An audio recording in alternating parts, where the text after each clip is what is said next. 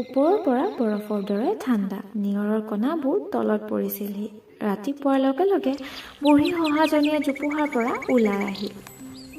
তাই এটা সৰু গাঁতৰ ভিতৰত সোমাল। তাত তাই এনে কিছু দেখিলে যিয়ে তাইক দ্ৰৱীভূত আৰু বিষাদগ্ৰস্ত কৰি তুলিলে।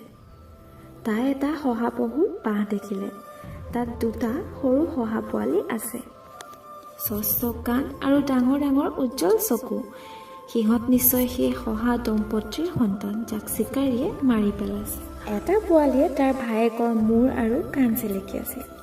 যেতিয়া তাৰ দৃষ্টি সেই বুঢ়ী শহাজনীৰ ওপৰত পৰিল, তেতিয়া সি গভীৰ মনোযোগেৰে তাইলৈ চালে।